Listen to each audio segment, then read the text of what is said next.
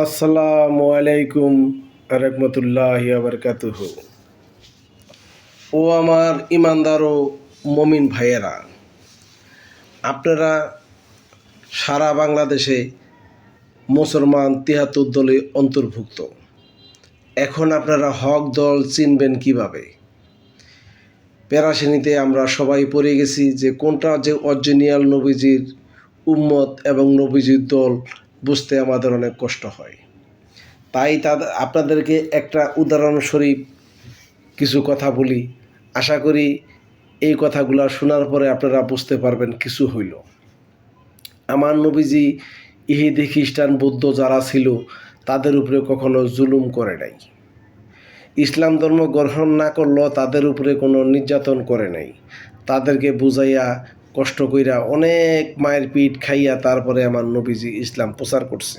এখন ওই নবীজির উম্মত হইয়া দেখেন, কোরআনের ভিতরে আমার আল্লাহ পাক রব্বুল আলামিন নবীজিরে দরুদ এবং সালাম দেয় এবং আমাদেরকে দিতে বলছে এবং বলছে যে আমার তরফ থেকে যদি তোমরা রহমত পাও তাহলে তোমরা কি করবা? খুশি। খুশি মানে ঈদ, ঈদ মানে খুশি। তাইলে এই যে আমার আল্লাহ পাক রব্বুল আলামিন বলছে, এটা কোরআন থেকে কেমনে?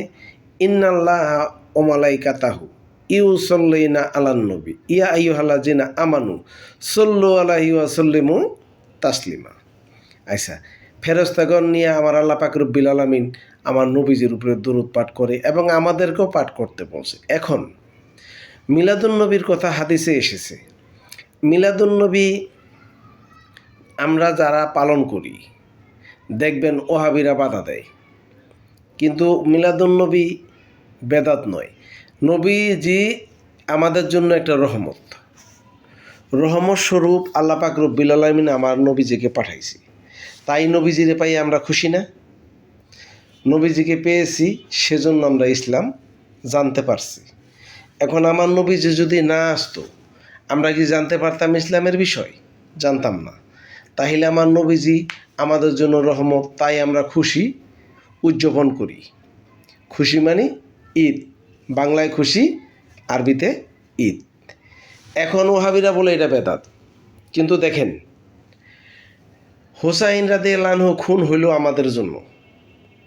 হোসাইন রাদিয়াল্লাহু আনহু খুন হইল আমাদের জন্য, যে তার নানার উম্মত যেন জান্নাতবাসী হয়। সে শহীদ হইয়া আজকে মনে করেন সেই হোসাইনকে